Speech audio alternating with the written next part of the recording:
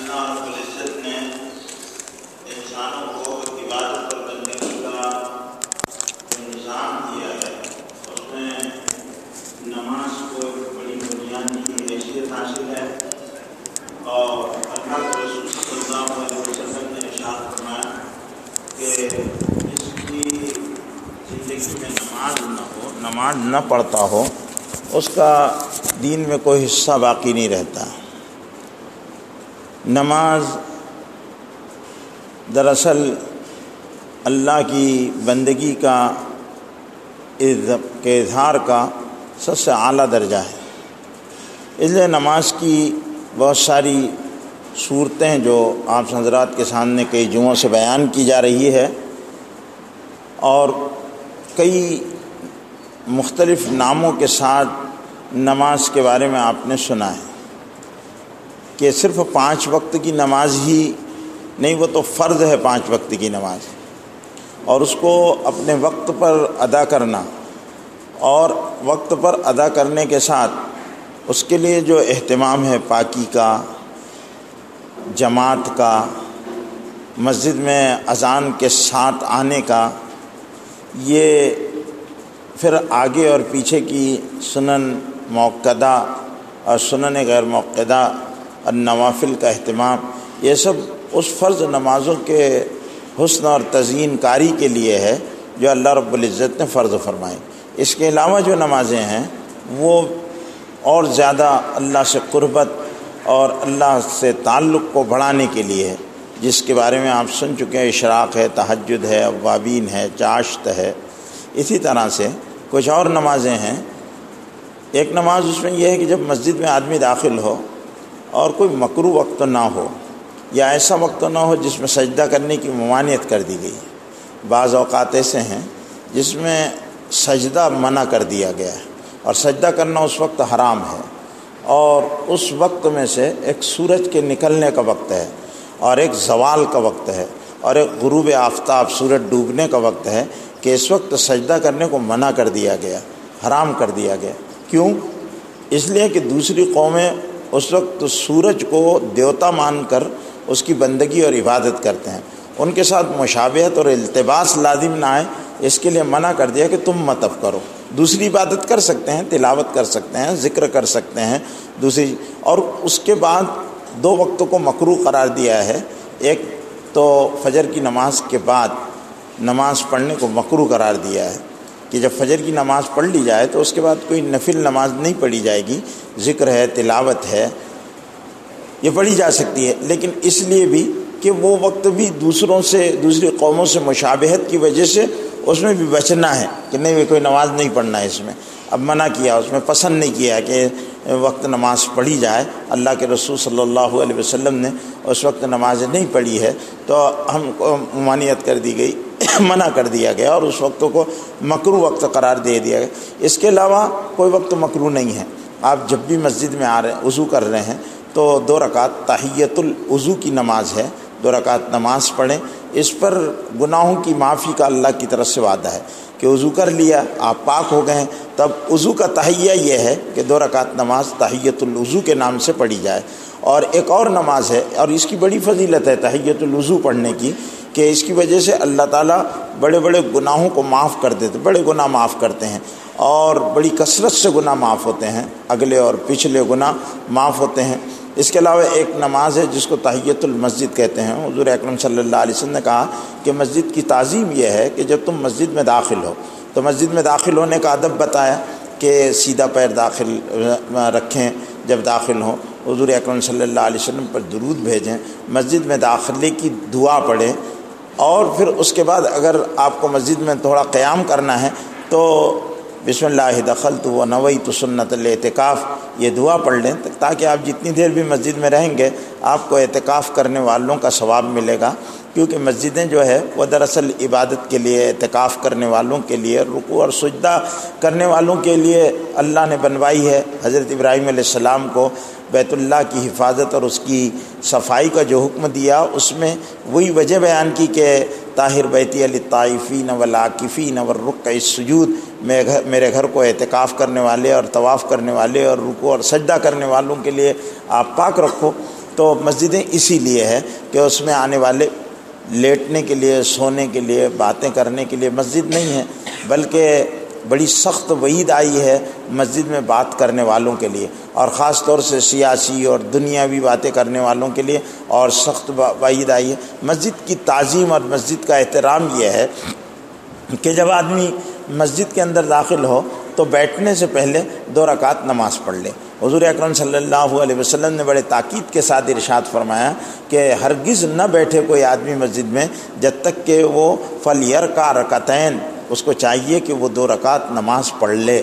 2 رکعت نماز یہ دراصل مسجد کی تعظیم نہیں ہے بلکہ اللہ کی تعظیم ہے کہ یہ اللہ کا گھر ہے، تو اللہ کے گھر کی تعظیم جو ہے اللہ کی وجہ سے ہوتی ہے، تو اللہ کی تعظیم میں وہ نماز پڑھنا ہے 2 رکعت نماز، جس کو تحیۃ المسجد کہتے ہیں۔ تو یہ نماز بھی بتائیے تاکہ، اور یہ بار بار جو نمازیں پڑھائی جا رہی ہیں نا، مختلف انداز کی نمازیں، یہ کس لیے پڑھائی جا رہی ہے؟ تاکہ بندے پر ابدیت سوار رہے، بندگی اس پر طاری رہے، اور وہ بندگی کو کہ معلوم ہو کہ یہ وقت بھی میرا ضائع نہ ہونے پائے، میں یہاں یہ نماز پڑھ لوں، یہ نماز پڑھ لوں، اس طرح، اور کوئی ضرورت پیش آئے تو پھر وہ اللہ کی طرف متوجہ ہو اور نماز پڑھ لے، جیسے کہ گزشتہ جمعے میں صلاۃ الحاجت وغیرہ کے تعلق سے میں بتا چکا۔ اس کے علاوہ ایک اور نماز جو ہم کو پڑھنی ہے، اور وہ نماز کا تعلق یہ ہے کہ اس میں رکوع نہیں ہے اور سجدے نہیں ہیں، بغیر رکوع اور بغیر سجدوں کی نماز ہے وہ، لیکن اس میں قیام ہے، اور 2 ہی چیزیں فرض ہے اس میں، اور اس میں 3 چیزیں سنت ہے۔ باقی جو نماز ہے وہ اور نمازوں سے تھوڑی مختلف ہے، وہ نماز جنازہ ہے۔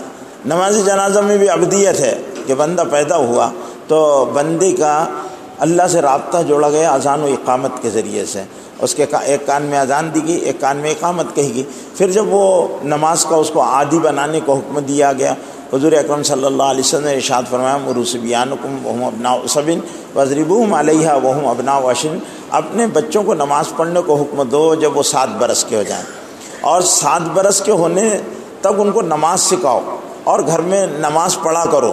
حضور اکرم صلی اللہ علیہ وسلم نے ایک حدیث میں ارشاد فرمایا اپنے گھروں کو قبرستان مت بناؤ۔ صحابہ نے پوچھا کیا مطلب قبرستان بنانے کا؟ کہ وہاں اللہ کا نام ہی نہ لیا جائے، وہ گھر قبرستان کی طرح ہیں، قبرستان سناٹے کی جگہ ہے، تو اس طرح وہ گھر کے جس میں اللہ کا نام ہی نہ لیا جائے، غیر آباد ہو جائیں وہ اللہ کے نام سے، اور ان تو اپنے گھروں میں نماز پڑھا کرو۔ اپنے کیوں گھروں پر نماز پڑھنے؟ کہ گھر پر جب مرد نماز پڑھے گا تو گھر والوں پر اس کی نماز کے اثرات پڑیں گے اور گھر والے نمازی بنیں گے، اس لیے ان کے سامنے نماز کی ایک عملی شکل آئے گی اور وہ نماز پڑھنے والے بنیں گے۔ تو جب بچے 7 برس کے ہو جائیں تو ان کو نماز کا حکم دینا، عادت ڈالنا ہے اور ان کو لے کر نماز پڑھنا ہے، لیکن 7 برس کے بچوں کو مسجد میں نہیں لانا۔ بعض لوگ مسجدوں میں بچوں کو لے کر آتے ہیں، اگر کوئی آدمی کی مجبوری ہو اپنے ساتھ بچے کو لے کر آیا تو وہ اپنے بچے کے ساتھ اخیر کونے میں بیٹھے تاکہ بچے کی حرکتوں سے دوسروں کی نمازوں میں خلل واقع نہ ہو۔ اور اگر بچوں کو مسجد میں بھیجتے ہیں 10 برس کے بعد تو ان کو اچھی طرح تاکید کرو، ان کو مسجد کا مقام سمجھاؤ کہ مسجد اللہ کا گھر ہے، یہ شور و شغف کی جگہ نہیں ہے۔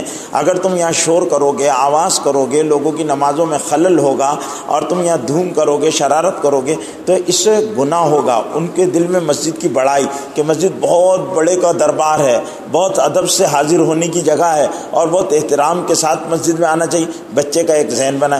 بچوں کی صف کو اخیر میں بنانی چاہیے اور وہ پیچھے کی صف میں کھڑے رہیں، لیکن اگر ایک آدھ بچہ ہو یا 1-2 بچوں تو ان کو اگر بڑوں کی صف میں کھڑے ہوئے تو جس کا بچہ ہے وہ اپنے بچوں کو اپنے بازو میں لے کر کھڑے رہے تاکہ دوسرے لوگوں کی نمازوں میں وہ حرج نہ کرے اور ان کو خلل نہ پیدا ہو، اس کا خیال رکھنا چاہیے۔ پھر یہ ہے کہ جب وہ 10 برس کے ہو جائیں اور نماز نہیں پڑھتے تو اب مارنے کا حکم ہے، وَاضْرِبُوهُمْ عَلَيْهَا وَهُمْ أَبْنَاءُ 20، ان کو مارو جب وہ 10 برس کے ہو جائیں تاکہ وہ اب نماز نہ چھوڑیں۔ یہ باپ کی ذمہ داری ہے، ماں کی ذمہ داری ہے، ان کا کھانا بند کر دو کہ کھانا نہیں ملے گا، پہلے نماز پڑھو۔ بچے جب اٹھتے ہیں صبح میں تو فوراً باپ کا کام کیا ہے کہ وہ مسجد میں جائے اور گھر والوں کو بیدار کر جائے، تو بیدار کرنے میں ڈنڈے کا استعمال کرے، نہیں اٹھے تو مارے ان کو کہ نماز کے لیے اٹھو۔ اور پھر نماز پڑھنے کے بعد جب وہ گھر پر واپس جائے تو پوچھے بچوں نے نماز پڑھی، بیوی سے پوچھے نماز ہوئی ہے گھر میں۔ یہ نماز کو پہلے تو ترغیب کے ذریعے سے 7 سے 3 سال 7 سال میں نماز کا حکم دو، اور پھر 10 سال میں مارنے کو ہوں گے. 3 سال میں مزاج بنانا ہے تاکہ عادت بن جائے ترغیب کے ذریعے سے. لیکن ترغیب کام نہ آئے اور بچہ نماز نہ پڑھے تو مارنے کا امر کا سیکھا ہے. وَضْرِبُوهُمْ، مارو ان کو، حکم دیا جا رہا. وَضْرِبُوهُمْ عَلَيْهَا، نماز نہ پڑھنے پر.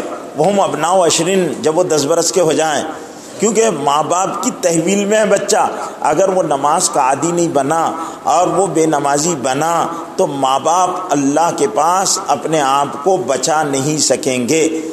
اگر اولاد نماز بڑے ہو کر نہیں پڑھتی ہے، کیونکہ بچپن کا مزاج پوری زندگی چلتا ہے. اگر بچپن میں آپ نے بچے کو نماز کا عادی نہیں بنایا تو قصوروار بڑے ہونے پر وہ نماز کا عادی نہیں بنا تو قصوروار بچے کا باپ ہوگا، بچے کی ماں ہوگی.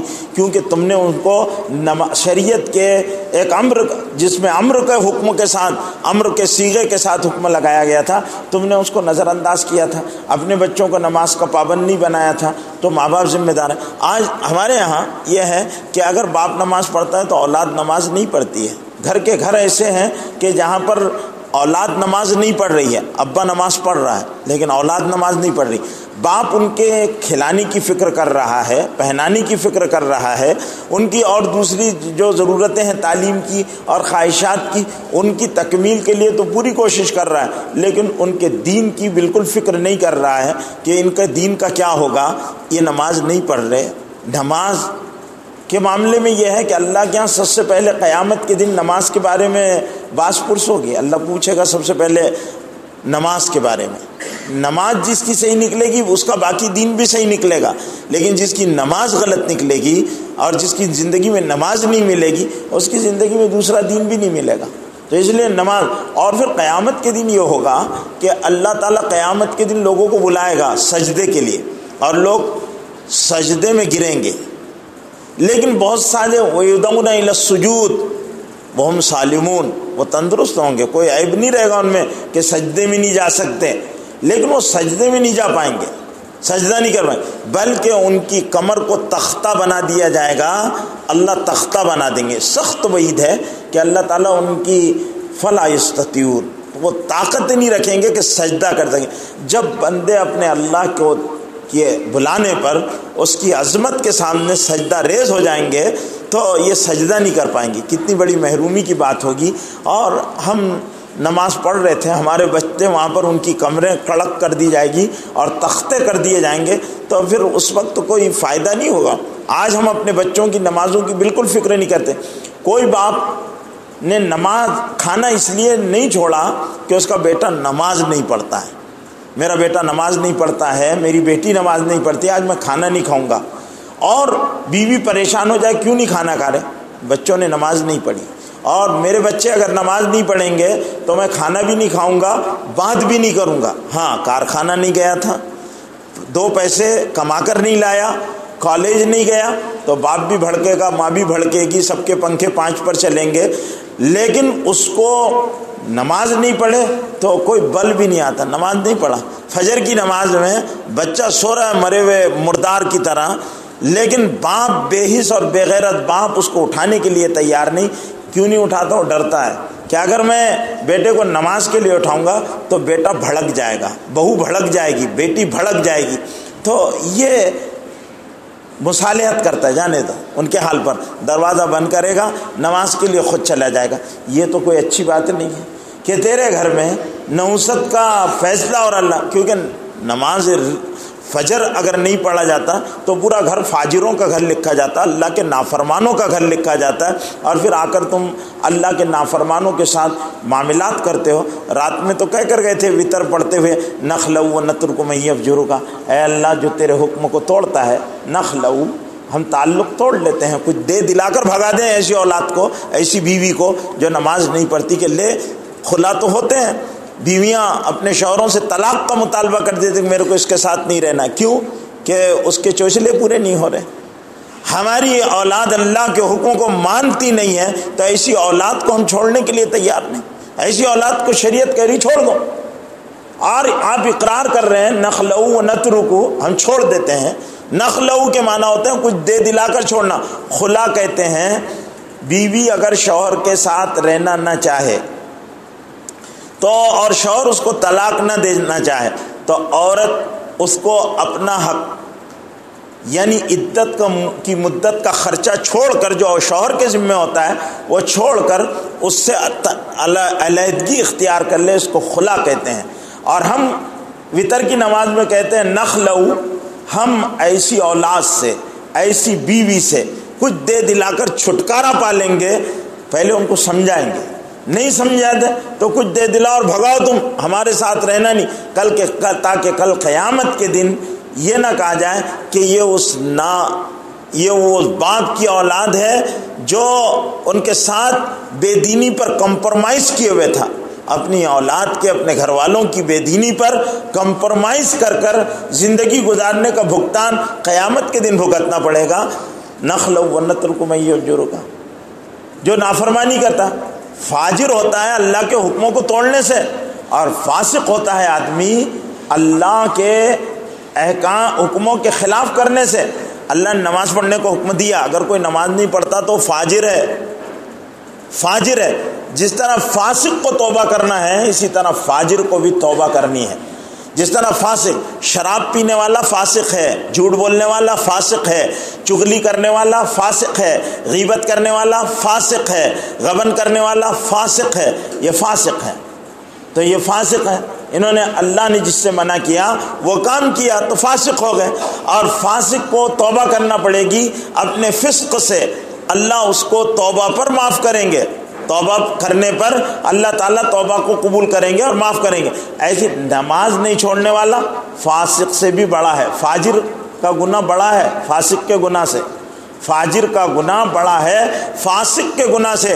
نماز نہ پڑھنا یہ بڑا گناہ ہے شراب پینے سے، زنا کرنے سے بڑا گناہ ہے، کیونکہ اللہ کے رسول نے فرمایا من ترک الصلاۃ متعمدا فقط کفر، جس نے جان بوجھ کر نماز چھوڑی وہ تو کافر ہو گیا۔ اللہ کے رسول اس کو کافر کہہ رہے ہیں، تو کتنا بڑا گناہ ہو گیا، کفر بہت بڑا گناہ ہے۔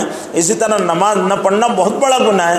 اب نماز چھوڑنے والے نے اگر نماز چھوڑی ہے تو اس کو نماز تو پڑھنا ہی ہے، اور قضا بھی کرنا ہے اور توبہ بھی کرنا ہے۔ نماز چھوٹ جانے پر لوگ توبہ نہیں کرتے، نماز چھوٹ جا رہی ہے توبہ نہیں کرتے، بیوی کی نماز چھوٹ رہی ہے تو توبہ نہیں کرا رہے بیوی سے، بچے نماز نہیں پڑھ رہے تو توبہ نہیں کرا رہے بچوں سے۔ توبہ کراؤ پہلے، پھر ان سے کراؤ نمازوں کی قضا، اور ان کو بناؤ نمازوں کا پابند، جب ہوگی اللہ کے ہاں معافی۔ اور اگر تم نے اور ہم نے اپنی بیویوں کے بے نمازی ہونے پر اور بیٹیوں کے بے نمازی ہونے پر اور اولاد کے بے نمازی ہونے پر ان سے توبہ نہیں کرائی اور ان سے قضا نہیں کرائی اور ان سے نمازیں کا عادی نہیں بنایا، تو ہم بھی اللہ کے ہاں اتنے ہی بڑے مجرم ہوں گے جتنے بڑے مجرم وہ ہیں، اتنے ہی بڑے مجرم ہوں گے۔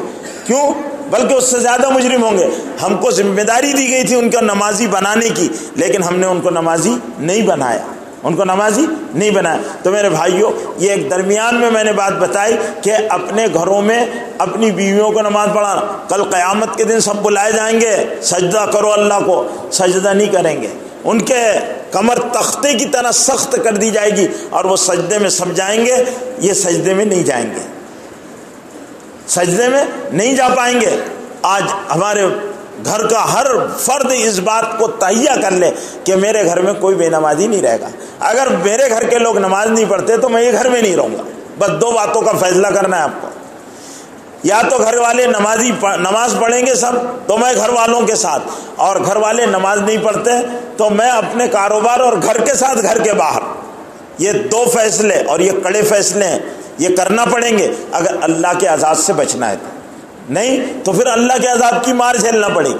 اللہ ان کی نمازوں کے بارے میں آپ کوئی گردن چھوٹ جائے ایسا نہیں ہوگا کہ یہ بے نمازی تھے تو اللہ پوچھے گا ٹھیک ہے میں کیا کروں، وہ نماز نہیں پڑھتے تھے، تو کیا کرے گا؟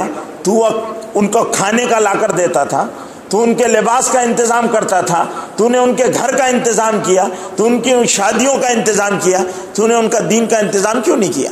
یہ سوال پوچھا جائے گا۔ اور میں اپنی طرف سے، آپ یہ سمجھ رہے ہیں کہ مولوی صاحب کہاں کی پھینک رہے ہیں، تو یہ مت، میں حدیث سنا رہا ہوں، اب حدیث سن لو۔ اللہ کے رسول صلی اللہ علیہ وسلم نے ارشاد فرمایا کلکم راع وکلکم مسئول عن رعیتہ، تم میں سے ہر ایک اپنے ماتحتوں کا جواب دہ ہے اللہ کے پاس۔ اللہ کے رسول نے فرمایا، اپنی بات نہیں کہہ رہا ہوں، اللہ سوال کریں گے، جواب آپ کو دینا پڑے گا۔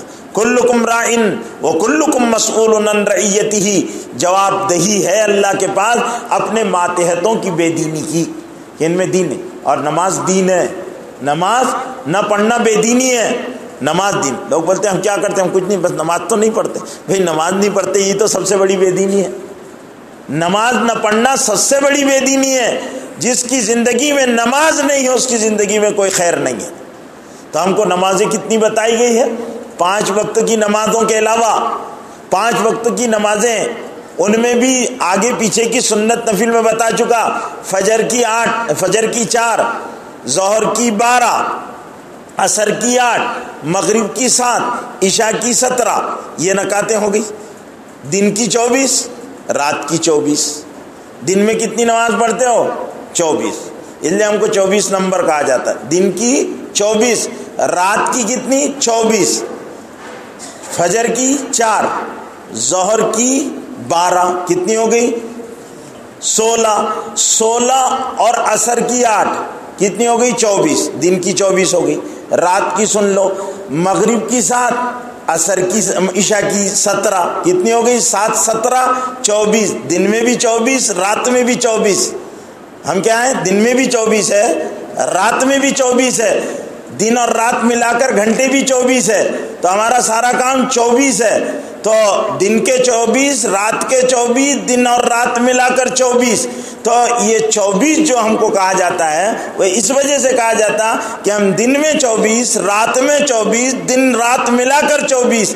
پھر اس کے علاوہ اشراق، چاش، اوابی، تہجد، تحیت المسجد، تحیت الوضو، صلاۃ التسبیح، صلاۃ الاستسقاء، ہفتے میں جمعہ، پھر جمعے کے علاوہ عیدین یعنی عید الفطر، عید الاضحیٰ، پھر اس کے علاوہ ایک نماز اور ہے، اور وہ پھر نفل کی کوئی قید نہیں ہے، جب دل میں آئے آپ نماز پڑھو، جب دل میں آئے نماز پڑھو۔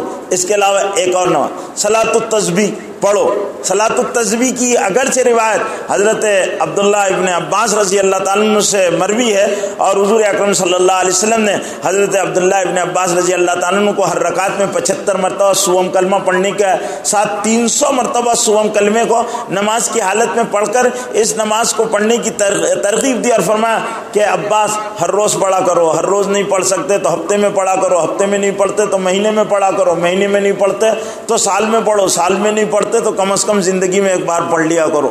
یہ صلاۃ التسبیح ہے۔ صلاۃ التسبیح پڑھنے میں بہت ٹائم لگتا، پورے خشوع خضوع اور اطمینان کے ساتھ پڑھیں تو کافی وقت کے ساتھ۔ تو یہ نمازوں کے امت کو نماز پر ڈالا، ابدیت پر ڈالا۔ پھر ایک نماز جنازہ ہے، کوئی مر گیا تو اب چونکہ اس کے اذان و اقامت کہی گئی تھی، تو پیدا ہوا تھا تو اذان بھی کہہ دیے تھے، اقامت بھی کہی تھے، تو اب نماز جنازہ میں اذان بھی نہیں ہے اور اقامت بھی نہیں ہے۔ اذان اقامت تو پیدا ہوا تھا اس دن بول دیے تھے، اب 60 سال کے بعد جماعت کھڑی ہو رہی ہے، جب مرا اس وقت اس کی نماز کھڑی ہو رہی ہے تو یہ نماز پڑھی جائے گی۔ اس میں سجدہ بھی نہیں ہے اور رکوع بھی نہیں ہے، سجدہ بھی نہیں ہے، رکوع بھی نہیں ہے۔ یہ نماز ہے، اس میں نماز پڑھنا ہے کہ اللہ اس میت کے مغفرت کے لیے اور سارے مسلمانوں کی مغفرت کے لیے ہم نماز پڑھتے ہیں۔ اور تکبیر کہی جائے گی، 4 تکبیریں ہیں اس میں، چاروں تکبیریں امام بھی کہے گا، مقتدی بھی دہرائیں گے، اور قیام اس میں فرض ہے، اس میں قیام فرض ہے۔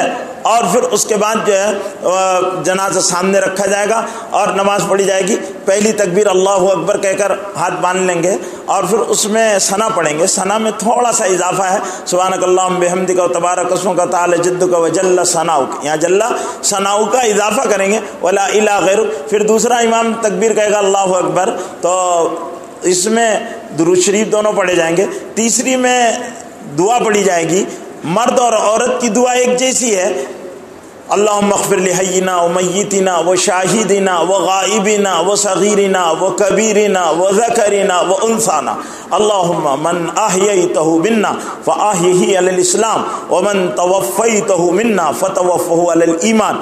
یہ دعا پڑھیں گے۔ لیکن اگر بچہ ہے نابالغ یا بچی ہے تو یہ دعا نہیں پڑھیں گے، بلکہ وہاں پر دعا پڑھیں گے اللہم اجعلہ، لڑکا ہے تو ہو پڑھیں گے اللہم اجعلہ لنا فرطم वजअलहु लना अजरम व ज़ुखरा वजअलहु लना शाफ़िअन व मुशफ़्फ़आ। ये लड़के की और लड़की है तो अल्लाहुम्मा जअलहा लना ज़ुखरा वजअलहा लना फ़रतन व अजरा वजअलहा लना शाफ़िअतन व मुशफ़्फ़आ। ये दुआ पढ़ी जाएंगी। चौथी तकबीर कहेंगे और उसमें सलाम फेर देंगे। तो 3 सुन्नतें हैं, सना पढ़ना, दुरूद शरीफ पढ़ना, दुआ पढ़ना, ये 3 चीज़ें सुन्नत। चौथी के बाद फ़ौरन सलाम फेर देंगे और फिर उसके बाद दुआ नहीं है बल्कि दुआ हो गई पहले। अब कांधे पर जनाजा उठाया जाएगा और जनाजे को पूरे एहतराम के साथ मुक्तदी जनाजे के पीछे चलेंगे और बस कांधा देने वाले आगे बढ़ेंगे, बाकी लोग पीछे चलेंगे और फिर आगे से उसको जनाजा देंगे। जनाजे को तेज़ ले जाएं, लेकिन ऐसा भी नहीं तेज़ ले जाएं कि जैसे कबड्डी खेलने के लिए दौड़ रहे हैं, बल्कि उसका एहतराम करते हुए जनाजा ज़्यादा हिलने ना पाए और जनाजे को लेकर तेज़ तेज़ चलेंगे और उसमें दिल के दिल में दुरूद या अज़कार पढ़ते हुए चलें। दुनिया की बात न करें और अपनी मौत के बारे में सोचते रहें, आज इसको उठाया गया, कल हम भी उठाए जाने वाले हैं और हम भी कब्रिस्तान में जाने के बाद भी वहाँ पर सलाम पढ़ें मुर्दों को, अस्सलामु अलैका या दार कौमिल मोमिनीन अंतुम सलफना व बिकुम इंशाअल्लाह लाहिकून। ये दुआ पढ़ें और फिर वहाँ पर जो भी कुरान मजीद या अज़कार पढ़ सकते हैं पढ़कर मरने वालों की मग़फ़िरत, वहाँ उनका सवाब उनको पहुँचा दें और वहाँ कब्रिस्तान में बैठकर वो करें। ये हमको तालीम दी गई इसलिए कि मुसलमान का मुसलमान पर हक़ है और ये भी अब्दियत है कि बंदा आया था तो अल्लाह से तारुफ़ कराया गया था, जा रहा था तो अल्लाह के बंदों पर उसका हक़ था कि उसको एक अच्छे अंदाज में उसको रुख़्सत करते। तो ये जिंदों पर है कि वो उसकी नमाज जनाजा पढ़े और उसको अच्छे अंदाज में पहुँचा दें। तो मेरे भाइयों, ये नमाज़ें हैं। नमाज का ये पूरा निज़ाम जो 4 हफ्तों से आप सुन रहे हैं, इतना बड़ा निज़ाम है और उसको नमाज पढ़ना। अब नमाज के बारे में आपको एक बात और, एक मसला सुन लें कि अगर कोई आदमी नमाज जनाजा में लेट आया और इमाम की 1 या 2 तकबीर हो गई है तो अब वो नमाज के इमाम के सलाम फेरने के बाद वो तकबीरों को कह दे और फिर अपना सलाम फेर दे। इमाम के सलाम फेरने के बाद अपनी तकबीरें फ़ौरन दोहरा दे। अब वो कुछ पढ़ेगा नहीं, बस अल्लाहु अकबर कहेगा, फिर अपना सलाम फेर देगा। अब उसको पढ़ने की ज़रूरत नहीं, उसको नमाज जनाजा का सवाब मिल जाएगा, नमाज जनाजा में शरीक हो जाए। बाद लोग ये होता है कि हो गए ना तो अब खड़े रह जाए, नहीं, खड़े हो जाइए, नमाज में शामिल हो जाइए। 2 तकबीरें हुई तो 2 तकबीरें कह दिए, 3 तकबीरें हो गई तो 3 तकबीरें बाद में कह दीजिए और अपनी नमाज को इस तरह मुकम्मल कर लीजिए नमाज जनाजा की, उसमें शरीक हो जाइए। ये नमाज जनाजा का मसला था जो आम तौर पर है। अब हमको सफ़र में नमाज पढ़ने को हुक्म दिया गया। सफ़र में भी नमाज माफ़ नहीं है, सफ़र में कसर अल्लाह ने कर दिया है। लेकिन सफ़र बाद लोग क्या है, मगरिब की नमाज बम्बे जाना है तो वहाँ भी कसर करेंगे, ऐसा नहीं है, बल्कि उसके लिए शरीयत ने मसाफत तय कर दिए। 48 मील का सफ़र अगर है आपका और आप सफ़र की नीयत से घर से चले हैं तो फिर अपने बस्ती के बाहर होने के बाद आप जो भी पहली नमाज पढ़ेंगे तो 4 रकात वाली नमाज को कसर पढ़ेंगे। सुन्नत नवाफिल का मौका है तो उन सुन्नत नवाफिल को आप पढ़ें, अगर मौका नहीं है तो फिर सिर्फ कसर कर लें। लेकिन सुन्नतों की तादाद है 4 ही पढ़ी जाएगी, उनमें कसर नहीं होगी। वित्र 3 पढ़ी जाएगी, मगरिब की नमाज 3 पढ़ी जाएगी, उसमें कसर नहीं है। ज़ोहर, असर और इशा की 4 रकात वाली नमाज में कसर पढ़ेंगे। और जब तक आप सफ़र में किसी मकाम पर हैं और 15 दिन से ज़ायद अगर वहाँ रहने का इरादा नहीं है आपका तो आप वहाँ नमाज कसर पढ़ेंगे। लेकिन जमात में मकामी इमाम के पीछे नमाज पढ़ते हैं तो अपनी नमाजें पूरी पढ़ेंगे, उसमें कसर नहीं पढ़ेंगे। और अगर अपनी इनफरादी नमाज पढ़ते हैं तो नमाज कसर पढ़ी जाएगी जब तक कि आप अपने वतन वापस नहीं आ सकते। जब वतन में वापस आ जाएंगे तो आप अपने वतन में आने के साथ ही मुकीम हो जाएंगे। अब जो भी नमाज 4 रकात वाली आएगी वो पूरी नमाज पढ़ी जाएगी। हालत सफ़र में जो नमाज कज़ा हुई है उनकी कज़ा भी कसर पढ़ी जाएगी।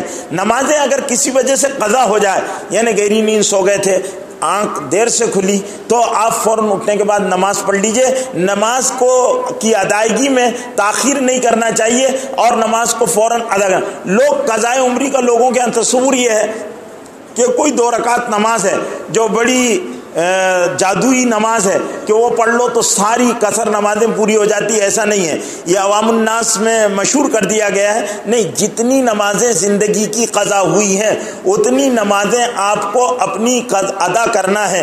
جتنی ظہر زندگی میں چھوڑے اتنی ظہر کی نمازیں آپ کو ادا کرنا ہے، جتنی عصر چھوڑی اتنی اس کو ادا کرنے کا طریقہ یہ ہے کہ آپ جب بھی نماز پڑھیں، اب یاد نہیں ہے، جیسے آپ نے ریگولر نماز پڑھنا شروع کی 40 سال کی عمر میں، اس سے پہلے آپ نے بہت زیادہ چھوڑ پکڑ کر نماز پڑھی ہے، تو ایک بیٹھ کر اندازہ لگاؤ، جس طرح اپنے کاروبار کے اندازے لگاتے ہو، لین دین کے اندازے لگاتے ہو، یہ اللہ کے ساتھ معاملہ ہے، اس کا بھی معاملے کا پورا اندازہ لگاؤ کہ میں نے اتنے سال سے پابندی کے ساتھ نماز پڑھنا شروع کی ہے اور میری اتنے سالوں میں اتنی نمازیں چھوٹی ہے، 5 سال کی نمازیں چھوٹی ہے، تو 5 سال میں، ایک سال میں 365 دن ہوتے، 365 ظہر، 365 عصر، 365 مغرب، 365 عشاء اور 365 فجر، یہ اور 365 وتر، یہ نمازیں ایک کاغذ پر لکھو ایک سال کی۔ اب ایک سال میں کبھی ایسا بھی ہوا کہ بارش کی طرح کبھی برستے تھے تو لگ جاتے تھے تو خود نماز پڑھتے تھے، اور اڑ جاتے تھے تو جیسے بھینسیں دودھ دینا چھوڑ دیتی، ہم بھی نماز پڑھنا چھوڑ دیتے تھے، تو وہ دن پکڑ کر ایک اندازے سے پھر نمازوں کا ایام سوچو اور زندگی بھر کی نمازیں لکھ کر رکھو کہ ہماری سال بھر میں 5 سال کی نمازیں چھوٹی ہے ظہر، تو ایک سال کی 365 ظہر، تو 5 کو ملٹی پلائی کرو ان کو، اور پھر اس کا جب وہ کیا جائے گا تو اتنی نمازیں لکھ کر رکھو۔ اب اس کو پڑھنا شروع کرو، ان نمازوں کو پڑھنا شروع کرو۔ پڑھو گے کیسے؟ زندگی کی پہلی ظہر کی قضا، زندگی کی پہلی ظہر کی قضا، زندگی جب بھی پڑھو گے زندگی کی پہلی ظہر کی قضا، زندگی کی پہلی ظہر کی قضا۔ نفل جو نمازیں ہیں ان کی بجائے یہ قضا نمازیں پڑھتے جاؤ، ہاں سنت کی جگہ نہیں، سنت موقدہ پڑھو۔ بعض لوگ کیا کرتے ہیں کہ ظہر سے پہلے مسجد میں آ جاتے ہیں تو ظہر کی سنت موقدہ چھوڑ دیتے ہیں اور بجائے اس کے ظہر کی قضا پڑھتے ہیں۔ نہیں، ظہر کی قضا الگ سے پڑھی جائے گی اور سنت موقدہ الگ سے پڑھی جائے گی۔ سنت موقدہ کی جگہ ظہر کی نماز قضا ظہر کی نہیں پڑھی جا سکتی ہے۔ اب اپنی نمازیں پڑھنا شروع کرو۔ ایک دن ایسا آئے گا اللہ کی ذات سے امید ہے زندگی نے وفا کی کہ آپ کے ذمہ کوئی نمازیں باقی نہیں رہے گی۔ اگر ایک نماز بھی باقی رہی تو اللہ کے ہاں نمازوں کا حساب دینا پڑے گا، اللہ پوچھیں گے، کیونکہ جس نے جان بوجھ کر نماز چھوڑی، قضا کی، جان بوجھ کر نماز چھوڑی، قضا کر دی، ٹائم کے بے ٹائم نماز پڑھی، یعنی ظہر کی نماز کو وقت ظہر کی نماز نہیں پڑھی، قضا کر دی، تو اور بعد میں اس کو ادا بھی کیا اور توبہ نہیں کی، قضا کر لیا، ذمے سے نماز ساقط ہو جائے گی، لیکن اللہ کی ناراضگی باقی رہے گی، توبہ کرنا پڑے گا۔ تو 2,88,000 برس تک، 2,88,000 برس تک اللہ جہنم کے عذاب میں جلائے گا۔ ایک روایت ہے، حدیث کے اندر آیا، اللہ ایک نماز کے قضا کرنے پر اتنا سخت عذاب ہے اللہ تعالیٰ کا۔ اب جن کے ذمے اتنی نمازیں، ان کا حال کیا ہوگا؟ اور جہنم سے اس وقت تک نکلو گے نہیں جب تک کہ اللہ کا کسی پر کرم ہو جائے اور اللہ اپنے حق کو کسی کو معاف کر دے، وہ الگ بات ہے، ورنہ نمازوں کا حساب ہوگا۔ یہ مت سوچو کہ نمازوں کا حساب نہیں ہوگا۔ نماز اسی لیے شریعت میں فرض کی گئی تھی کہ تم نمازوں کا اہتمام کرو، لیکن جب ہم نے نمازوں کو کائے کے لیے نمازیں، نماز چھوڑنے کے لیے ہے، اتنی سخت وعیدیں آئی 5 وقت، اور اس کا اہتمام اللہ نے اتنا کیا کہ سارے احکام تو اللہ نے زمین پر دیے، قرآن جیسی کتاب کو اللہ نے زمین پر دیا، حج کا حکم زمین پر دیا، زکوٰۃ کا، روزے کا، سارے احکام زمین پر بھیجے، لیکن جب نماز دینے کی باری آئی، اللہ کو نماز دینی تھی تو آسمانوں پر بلایا، اپنے قریب میں بلایا، اس کا اہتمام ہے اللہ تعالیٰ نے۔ اور اللہ نے پھر آدم کو سجدہ کرا کر، مخلوق آدم کے سر کو اتنا، آدم کی اولاد کے سر کو اللہ نے اتنی عزت بخش دی کہ اب یہ سجدہ صرف اللہ کو کرے، تو ہم اب اس کی اگر بے التفاتی برتیں اور لاپرواہی برتیں تو قصوروار ہم ہیں، اور اللہ کے اس کے بارے میں بڑا سخت جواب دینا پڑے گا ہم کو۔ نماز چھوڑنا کسی بھی حال میں نہیں۔ عورتوں کو عذر ہے، مرد کو عذر نہیں ہے۔ عورتوں کو کیسا ہے؟ مہینے میں 3 دن 7 دن ان کا ہے، عذر ہے، بچہ پیدا ہو تو عذر ہے ان کا، تو ان کے لیے معاف ہے۔ آدمی سے پوچھتے ہیں ہم کہ بھئی چلو نماز پڑھ لو، ذرا سا عذر ہے، کیا ہے؟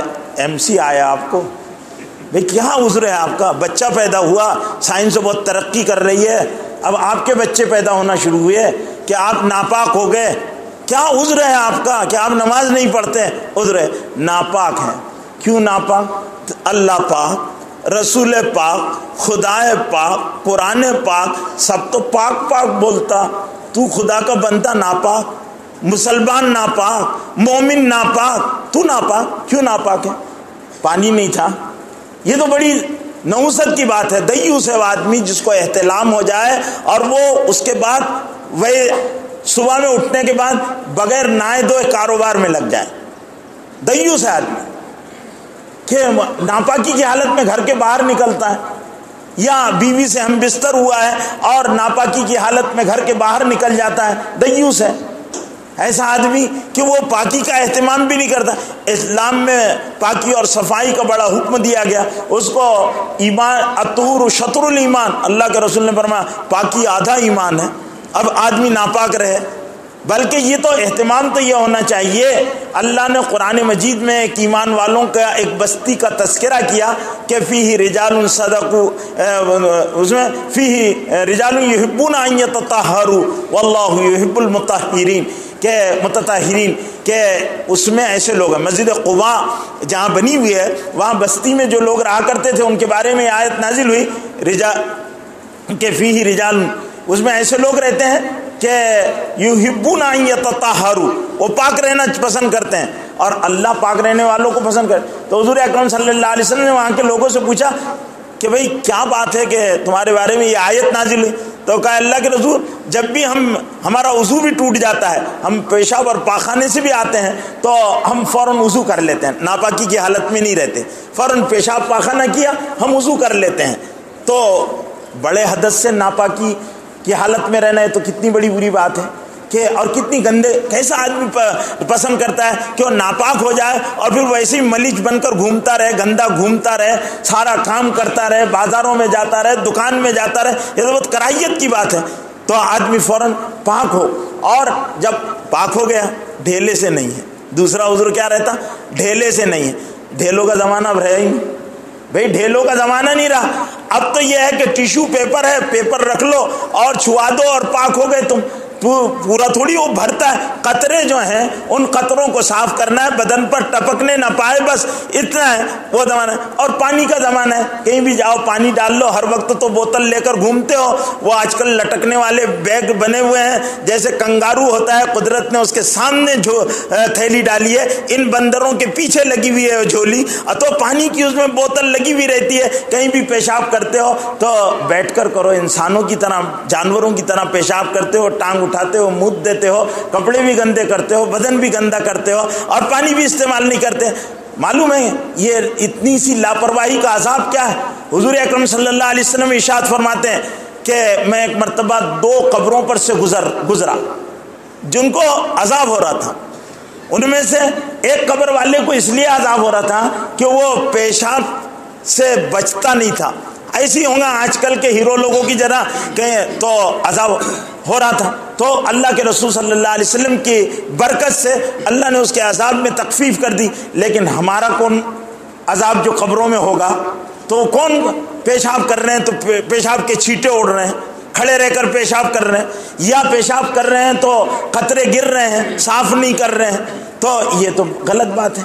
استنجا اور طہارت کا حکم دیا گیا ہم کو کہ ہم پاکی اور صاف پانی کا استعمال کریں، صفائی کا استعمال کریں، اور اللہ کو ایسے لوگ پسند ہیں۔ اللہ نے ان کے بارے میں قرآن میں آیت نازل کی کہ وہ پاکی اور صفائی کو پسند کرتے ہیں، اور اللہ تعالیٰ بھی پاکی اور صفائی کو پسند کرتا ہے۔ اس لیے تو جب بھی ناپاک ہو تو وضو کر لیں، پاک ہو جائیں گے۔ ناپاک نہیں، ناپاکی کا عذر اللہ کے ہاں مقبول نہیں ہے۔ قرآن میں کہا وَأَلْقَى مَعَاذِيرَ، یہ عذر تمہارے لچڑ عذر ہیں، یہ لچڑ عذر تمہارے منہ پر پھینک کر اللہ ماریں گے، یہ عذر نہیں ہے۔ اللہ پھر اس کے مقابلے میں معذوروں کو پیش کرے گا۔ عبداللہ ابن ام مکتوم نابینا لائے جائیں گے جن کو آنکھیں نہیں تھی، اور اس کے باوجود وہ مسجد نبوی میں آ کر نماز پڑھتے تھے۔ ایک دن انہوں نے اللہ کے رسول صلی اللہ علیہ وسلم سے کہا کہ اللہ کے رسول، نابینا ہوں، دکھائی نہیں دیتا، اندھیرا ہے، ٹھوکریں کھاتا ہوں، کوئی راستہ میں انگلی پکڑ کر مسجد تک لانے والا نہیں ملتا، کیا میں اندھیرے میں رات کی نماز گھر میں پڑھ لیا کروں؟ حضور صلی اللہ علیہ وسلم نے کہا عبداللہ ابن ام مکتوم تمہارا عذر واقعتاً قابل قبول ہے، تم پر نماز میں جماعت میں شریک ہونے کا، جماعت میں چھوڑنے کا سوال نہیں ہے، یہاں تو نماز ہی نہیں پڑھتے، جماعت میں اگر تم شریک نہیں ہوتے تو چلو تم اپنے گھر پڑھ لیا کرو۔ صحابہ نے کہا اللہ کے رسول ایسی لوگوں کی وجہ سے ہماری نمازیں قبول ہوتی ہے اور آپ ان کو بھی گھر پر پڑھنے کی اجازت دے رہے ہیں؟ تو اللہ کے رسول نے فرمایا عبداللہ ابن مکتوم مسجد میں آنا پڑے گا بھائی، یہ لوگوں کی بات جو ہے وہ مضبوط ہے، تم کو مسجد میں آنا پڑے گا۔ تو عبداللہ ابن ام مکتوم نابینا ہو کر مسجد میں آتے تھے، یا مستنڈے ہیں باقاعدہ کلب جوائن کرتے ہیں، وہاں پر جا کر ورزش کرتے ہو، مسجد میں آنے کے لیے موت آتی ہے، مسجد میں آ کر نماز نہیں پڑھ سکتے کہ بھئی کیا عذر ہے تمہارا، کیوں مسجد میں نہیں آتے؟ نماز نہیں پڑھتا آدمی، مسجد میں نہیں آتا، نمازیں چھوڑ دیتے ہیں، کاروبار میں لگے ہوئے ہیں، کارخانوں میں پھنسے ہوئے ہیں، نماز کے لیے نہیں آتے۔ تو یہ عذر والقا معاذر ہے، لچڑ عذر ہیں، منہ پر پھینک کر مار دیے جائیں گے۔ عذر کس کا؟ عذر شریعت نے تعین کیے ہیں کہ ان عذروں کی بنیاد پر آپ مسجد میں نماز کو نہیں آ سکتے، بہت آندھی چل رہی ہو، بہت خطرناک دشمن تمہارا راستے میں بیٹھا ہوا ہے اور جو تم پر اٹیک کر دے گا اور تم کو جان دھونا پڑے گی، ایسی صورتوں میں یہ آپ نہیں آ رہے، بہت زیادہ موسلا دھار بارش ہے، بہت زیادہ گہرا اندھیرا ہو گیا ہے، تو اب تو وہ عذر بھی عذر نہیں ہے۔ اور پھر اذان کی آواز تو جس کے گھر میں آتی ہے اس کے لیے اس کی مسجد میں اس کا گھر میں نماز درست نہیں ہوتی، وہ اپنی نماز اپنے گھر میں بھی پڑھتا ہے تو نماز نہیں ہوتی، اس کو تو مسجد میں آنا ہی پڑے گا، مسجد میں آ کر نماز پڑھنا پڑے گی۔ تو اب میرے بھائیوں ذرا ہم اپنے گریبان میں جھانک کر دیکھیں کہ نمازوں کے تعلق سے ہمارا حال کیا ہے، ہمارا حال کیا ہے، ہماری بیویوں کا حال کیا ہے۔ جس کی بیوی نے اگر نماز نہیں پڑھائی ہو اور اس کا عذر شرعی نہ ہو، یعنی وہ ایم سی سے نہ ہو، ایم سی سے ہے تو اللہ نے اس کو رخصت دی ہے، چھٹی سے ہو، تو اگر اس کے باوجود وہ نماز نہیں پڑھی اور کھانا نہیں، تو مرد کھانا نہ کھائے۔ میں یہ مسئلہ کئی مرتبہ بیان کر چکا ہوں، امام شافعی رحمۃ اللہ علیہ کے مسلک سے ایک بہت بڑے عالم شیخ عبد الرحمن ہے، مصری عالم ہے، انہوں نے لکھا ہے نزہۃ المجالس میں کہ اگر کسی کی بیوی نماز نہ پڑھتی ہو تو مرد کی ذمہ داری ہے کہ اس کو 3 دن تک نماز پڑھنے کی ترغیب دے، 3 دن تک سمجھائے، اگر 3 دن کے بعد نماز نہ پڑھتی ہو تو اس کو طلاق دے دے، اس کو طلاق دے دے، کیونکہ ایسی بھی طلاق قائے پر ہوتی ہے ہمارے ہاں، کوئی اس لیے طلاق دیا کہ بیوی نماز نہیں پڑھتی، اس وجہ سے نہیں طلاق ہوتی ہے، جیز کم لائی تو طلاق دیں گے، اماں کا نہیں سن رہی تو طلاق دیں گے، اماں کی سننا اس کے ذمہ تھوڑی ہے، وہ تیرے باپ کی نوکرانی نہیں ہے، وہ تیری لائف پارٹنر ہے، تیری اماں کی منوانا ہے اور خدمت کرانا ہے تو ایک خادمہ رکھ، تیری بیوی خادمہ نہیں ہے جو تیری ماں کی خدمت کرے اور اس کی جویں چنے اور اس کے سر میں، وہ اگر کرتی ہے اپنی مرضی سے اور اپنے ماں کے درجے میں رکھ کر اس کا کام کرتی ہے تو یہ بڑی بات ہے کہ وہ اپنے شوہر کو خوش کرتی ہے، اور جس کا شوہر بیوی سے خوش ہوگا اللہ اس سے خوش ہوتے ہیں، یہ الگ بات ہے، لیکن اس کو آپ مجبور نہیں کر سکتے بیوی کو۔ ہاں بیوی کو مجبور کرنا ہے آپ کو نماز نہیں، اور نماز نہیں پڑھ رہی بیوی تو اٹھو فجر میں تو بیوی کے منہ پر پانی مارو، اٹھاؤ اس کو، پہلے آواز دو، اٹھ جا فلانی اللہ کی بندی اٹھ جا، اگر نہیں اٹھی تو اس کو ذرا سا پیر دباؤ، لیکن ایسا مت دباؤ کہ اس کے پاؤں ہاتھ کمزور رہتے، ٹوٹ ٹاٹ گیا تو گلے میں تمہارے آئے گا، ذرا اچھے سے دبا دو کہ وہ کس مسا جائے اور اٹھ جائے، اگر پھر بھی نہیں اٹھتی تو پھر پانی مار دو تاکہ وہ اٹھ کر بیٹھ جائے، اور پھر آپ نہ اور کہو کہ میرے نماز پڑھ کر آنے تک تمہاری نماز ہو جانا چاہیے۔ یہ مرد کا دین ہے، یہ مرد کی ذمہ داری ہے۔ اولاد کو اٹھاؤ، ڈنڈا رکھو، ڈنڈا کائے کے لیے رکھنا ہے؟ بیوی نماز نہ پڑھے، بچے نماز نہ پڑھے تو کم از کم ان کو ڈر لگا رہے کہ ابا ڈنڈے والے ابا ہیں، یہ ڈنڈے والے بابا ہے، ماریں گے اگر نہیں تو بچے جلدی سے اٹھ جائیں۔ ہم لوگ ہاسٹل میں رہتے تھے تو ہمارے ایک استاد تھے، تو لڑکے ہاسٹل میں وہ آگے تو لڑکے جس حالت میں رہتے تھے، کرتا یعنی بنین لنگی پر سوتے تھے، تو ان کا معلوم ہے کہ مولانا فلانے آ گئے تو وہ بھاگتے تھے ساری چیزیں چھوڑ کر، اس لیے کہ وہ آتے تھے تو ان کا آنا اور قیامت کا آنا دونوں ایک جیسے ہوتے تھے. جو ملا جس چیز سے بس وہ اس سے مارنا شروع کرتے تھے. اور لڑکے کوئی کہیں بھاگتا تھا کوئی کہاں آتا تھا تو اتنا سکتا تھا تو لڑکے ہیبت سے نہ. تو ابا کے بارے میں بھی ہونا چاہیے کہ ابا نماز پڑھ کر آئیں گے تو گھر میں اب خیریت نہیں ہوگی، یا تو قیامت آئے گی تو بچے نماز پڑھنے. کیوں نہیں مارتے ہم بچوں کو؟ بچوں کو مارو. نماز نہیں پڑھنے پر اپنے بچوں کو مارو اور ڈنڈا رکھو. مار کا ڈنڈا ہر ایک کے گھر میں رہتا. بھیونڈی والوں کا وہ عذر بھی نہیں کہ گھر میں ڈنڈا نہیں تھا. مار کے ڈنڈے سے مارو. ایک مرتبہ مارو گے 1 مہینہ نہیں مارنا پڑے گا. اس لیے کہ اللہ کے رسول نے فرمایا، میں میرا نہیں کہہ رہا مارنے کا، اللہ کے رسول نے کیا فرمایا، مروا ابناءکم وہم ابناء سبع، اپنی اولاد کو نماز پڑھنے کا حکم دو. وضربوہم، مارو ان کو. وہم ابناء 10، جب وہ 10 برس کے ہو جائے. تم اللہ کے رسول کی بھی نہیں مانتے، میری مت مانو، اللہ کے رسول کی مانو. اللہ کے رسول کہہ رہے وضربوہم علیہا وہم ابناء 10، ان کو مارو وہ جب 10 برس کے ہو جائیں. کیوں؟ نماز نہیں پڑھتے. قوا انفسکم واہلیکم نارا، بچاؤ اپنے آپ کو اور اپنے گھر والوں کو جہنم کی آگ سے. جس گھر کے لوگ نماز نہیں پڑھتے ان پر جہنم کی آگ صبح میں دہکائی جاتی ہے. جہنم کی آگ دہکائی جاتی ہے. اس لیے میرے بھائیوں، ابدیت کی شان یہ ہے، ابدیت کی شان یہ ہے نماز ہم پڑھیں. اور نماز پڑھی بھی تو نماز اچھی پڑھو. پڑھتے ہو لیکن کیسی؟ سیکھ کر پڑھو، سمجھ کر پڑھو، قاعدے کے ساتھ پڑھو، جی لگا کر پڑھو. نماز کے ظاہر کو بھی درست کرو، نماز کے باطن کو بھی درست کرو. نماز کا ظاہر ظاہری صفائی ہے، نماز کا وقت ہے، جماعت کا اہتمام ہے.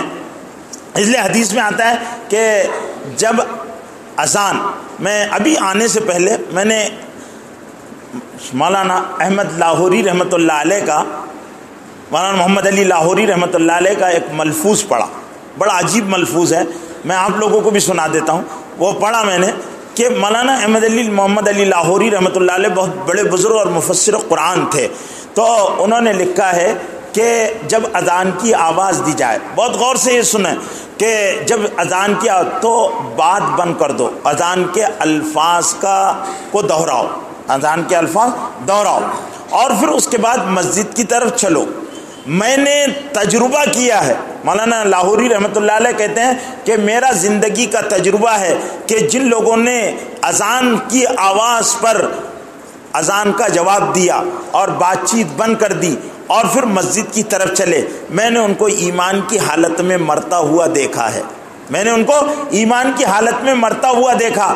اور میں نے یہ بھی مشاہدہ کیا کہ جنہوں نے اذان کے وقت باتیں کی اور اذان کا احترام نہیں کیا اور مسجدوں کی طرف، ان کو مرتا ہوا کفر پر دیکھا ہے. میں نے ان کو مرتا ہوا کفر پر دیکھا. کلمہ مرتے وقت نصیب نہیں ہوتا، اور نماز کی پابندی کرنے والے کو کلمہ مرتے وقت زبان پر اللہ جاری کرتا ہے. اتنی بڑی فضیلت ہے نماز پڑھنے کی، تو ہم اس کا اہتمام کریں. ہماری نماز، ہمارے گھر والے اہتمام کریں. بہت بڑی ابدیت کی شان ہے نماز کے اندر. پھر نماز کو پڑھنا سیکھیں. نماز ہم پڑھتے ہیں، نماز صحیح نہیں پڑھتے ہیں. نماز پڑھنے والے نماز صحیح نہیں پڑھتے. بھئی نماز صحیح پڑھیں. مسلکوں کا اختلاف جزئی ہے، اصولی نہیں ہے. جزئی ہے، اصولی نہیں ہے. اگر اصولی ہوتا تو ہر مسلک والے کی نماز دوسرے مسلک والے کے پیچھے نہیں ہوتی. لیکن سب، چاہے کوئی کسی کی نماز کو غلط بتاتا ہو، اگر غلط نماز ہے تو پڑھتا کیوں ہے؟ اس کے پیچھے جزیات کے اختلاف ہے. قیام فرض ہے، سب مانتے ہیں. تکبیر تحریمہ فرض ہے، سب مانتے ہیں. رکوع فرض ہے، سب مانتے ہیں. قرآن میں تلاوت قرآن کی پڑھنا نماز میں فرض ہے، سب مانتے ہیں. سجدہ سب مانتے ہیں. مقدار تشہد کو سب مانتے ہیں. تحلیل سلام کو سب مانتے ہیں. فرق قائم ہے، ہاتھ کہاں تک اٹھائیں، کہاں باندھیں. ارے کوئی پیچھے بھی باندھے گا تو نماز ہو جائے گی، ایسا بھی باندھ لے گا کوئی تو نماز ہوگی. نماز کے ادب کے خلاف ہوگی، نماز ہو جائے گی. کوئی نہیں باندھے گا نماز، ہاتھ لٹکا دے گا تب بھی نماز ہو جائے گی. نماز کے ادب کے خلاف ہوگی، نماز ہو جائے گی. کوئی ہاتھ یہ ایسا بھی اٹھائے گا، نماز ہو جائے گی. نماز کے ادب جو اللہ کے رسول نے بتایا، افضل غیر افضل کے جھگڑے ہیں. افضل اور غیر امت کو الجھایا جا رہا ہے. نماز نہیں پڑھتے ان پر فکر نہیں ہوتی، جو نماز نہیں پڑھتے ان کی قبر کھو دی جاتی. جو نماز پڑھ رہے وہ نماز صحیح کریں. اللہ کے رسول صلی اللہ علیہ وسلم نے امت کو نماز پڑھ کر سکھائی، جبریل نے نماز پڑھ کر بتائی، رسول اللہ نے جبریل سے نماز دیکھی، امت کو نماز پڑھ کر بتائی. ویسی نماز پڑھو. اور نماز کے باہر نماز کا اندرون ایمان ہے، نماز کا اندرون یقین ہے، نماز کا اندرون تقویٰ ہے، نماز کا اندرون دل جمعی ہے، نماز کا اندرون خشوع ہے، نماز کا اندرون اللہ کا خوف ہے. اور نماز کا اثر نماز کے باہر ان الصلاۃ تنہی عن الفحشاء والمنکر، نماز بےہودگیوں اور برائیوں سے روک دیتی ہے. جو نماز پڑھنے کے بعد غلط کام اور بےہودہ کاموں سے نہیں رک رہا اس کو اپنی نماز بنانا چاہیے. اللہ تعالیٰ مجھے اور آپ کو کہنے سننے سے زیادہ حسن عمل کی توفیق نصیب فرمائے. وآخر دعوانا الحمدللہ.